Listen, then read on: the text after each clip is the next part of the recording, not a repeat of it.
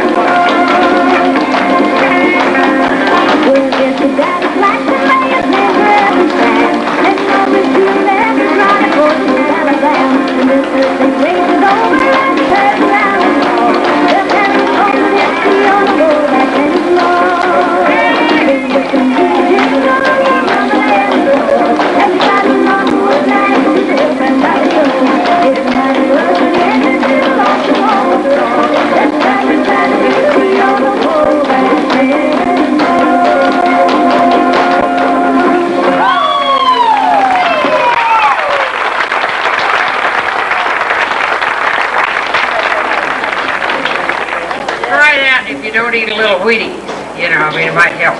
I want to say hello to all of the nice people, and especially the friends, family, and close friends of the Midlandites that are here today. Now, this is my turn. I'm going to give you a little entertainment on the 88s. Let's see what happens. You know, come and think about it. We always end the show with 8 fast bars and Down Yonder. And I always wondered what happened to the other 36.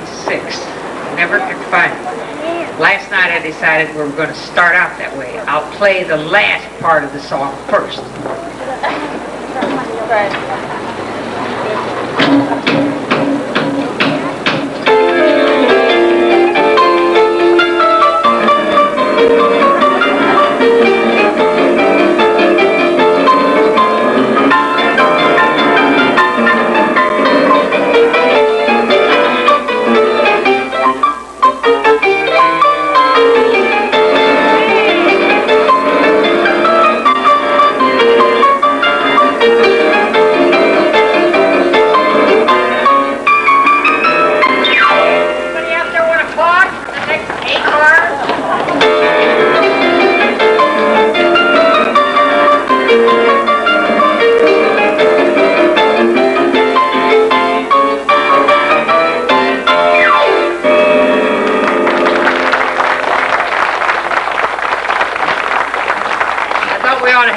Polka involved in this, and then we're going to throw in a little, you know, in some of the places they call it potpourri, I call it garbage, so I'm going to get with it. Oh, really?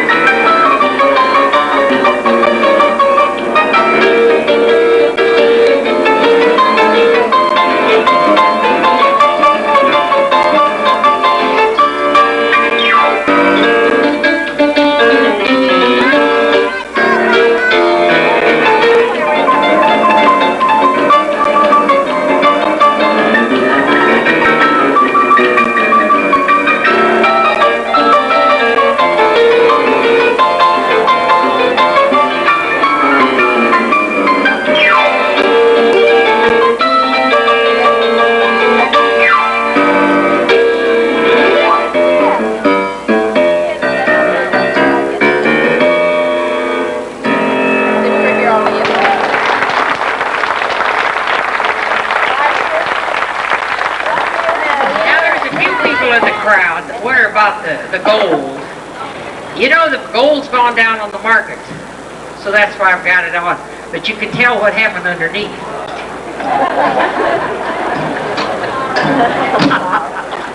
Anyway, to a good friend in the audience, I'd like to dedicate just a few bars of Sunrise Serenade.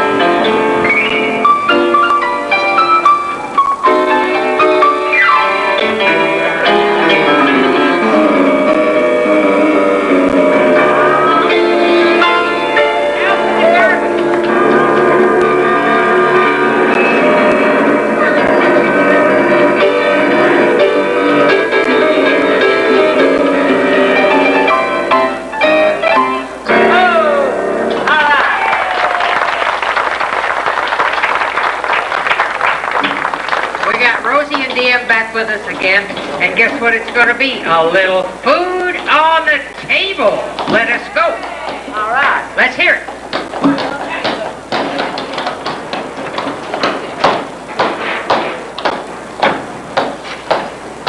Yeah. They're cooking it in the kitchen. Can't you hear them?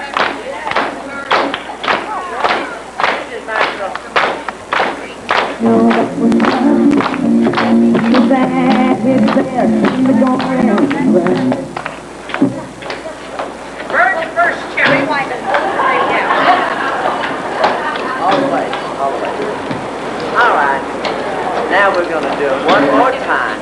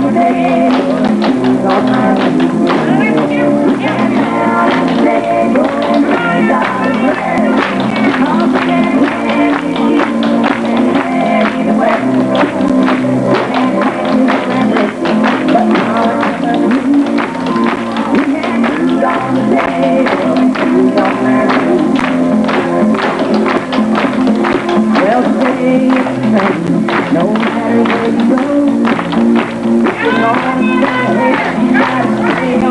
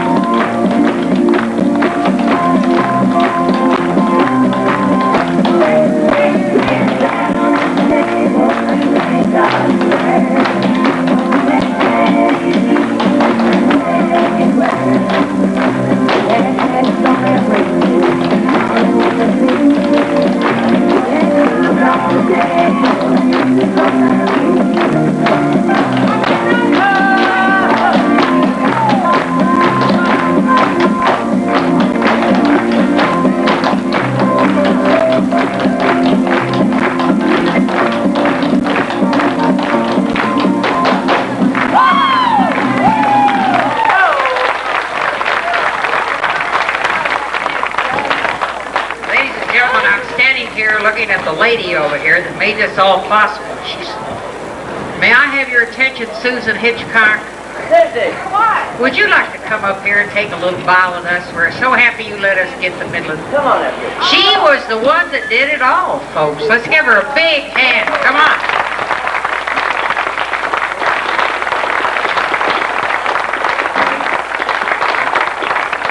How about that? I don't know how many of you don't know her, but if you don't, you're sure missing something.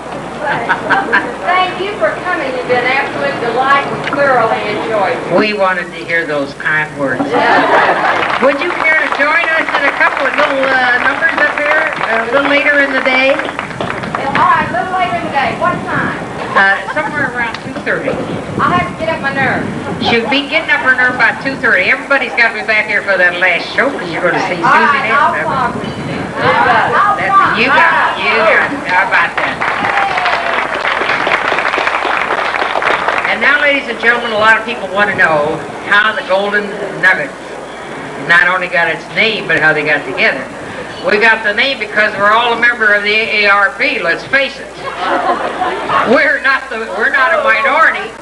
Oh, not her. They are, but I'm not. You know, we all met 30 years ago here in Midland. I was working at the Ranchland Hills Country Club. DM ran the Diamond Horseshoe, and Rosie was between the Horseshoe and the telephone company or someplace. Anyway, we all got collected in West Texas. As the years rolled by, we went a lot of different ways. The Texans boosted me out of here, put enough money in my hip pocket to get to school in Washington, D.C. They went on their merry ways. They wound up in Sarasota, Florida. I wound up in South Dakota. And at Easter time, Rosie arranged to put on a big show. She organized a great clogging group. There's 16 in the group called the Cripple Creek Cloggers. That's a tough word to say, Cripple Creek Cloggers. They've never even heard of Cripple Creek, and I called him up and I said, have you ever been up to Cripple Creek, Colorado, and dug any nuggets out? There cometh the name, the Golden Nuggets. How about that? Anyway, we all had the opportunity to come back here, and we discussed it over the Easter vacation. We put on a big show in Florida, and so here we are. And we're real happy to be back in West Texas, where we all started from, too. Thank you so much for having us.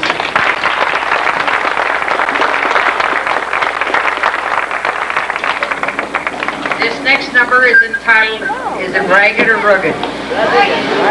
Ragged but right. Rosie says, he says rugged but right. I trap one of them. How about that? Let's give them a hand while they start this one.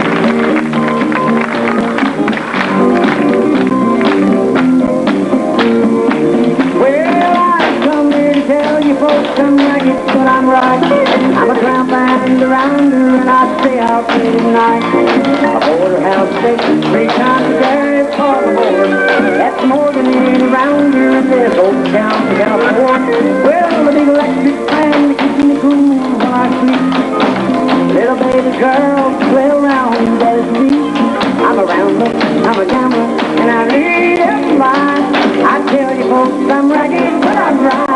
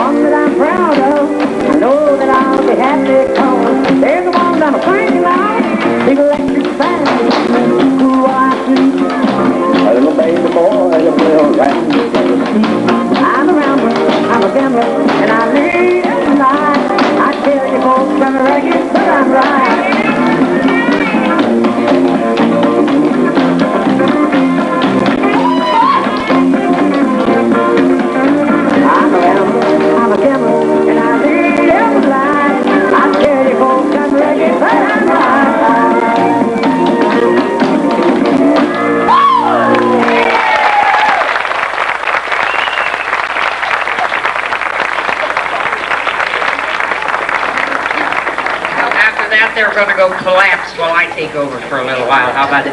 I have some friends out here, and I'd like to speak to them in my own mother tongue, if you don't mind.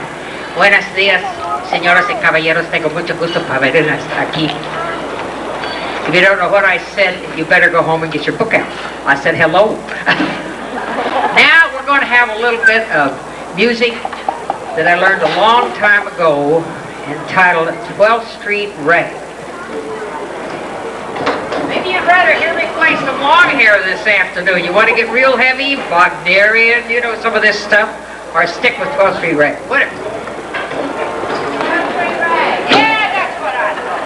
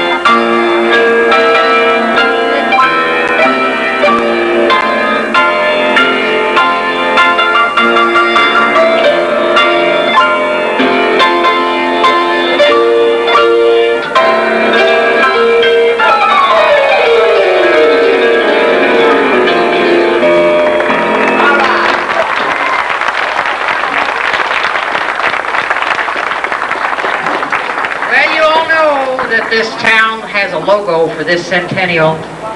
I had to be told what centennial meant. I always thought it meant a $100 bill. But anyway, the logo is from the railroad to the tall buildings. Let's look at them, folks, and appreciate 100 years of hard effort by some fine Texans, and let's see the Glendale train pull into the station. Let's go! One count.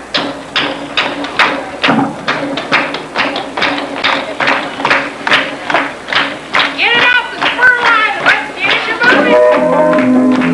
Yeah, here we go.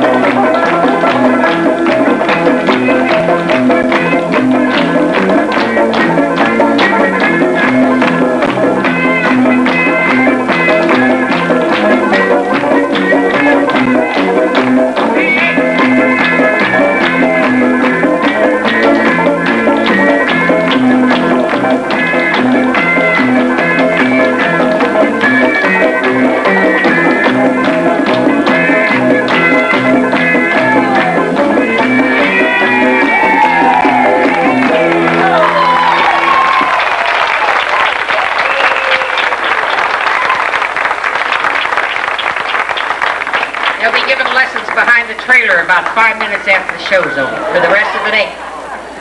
And now, ladies and gentlemen, I was telling you, the first 8 bars of our particular song, but down yonder, you're going to get to hear the first part of it now for a change. And don't forget, you all be back here at 2:30 or I'll come and get you Indian style.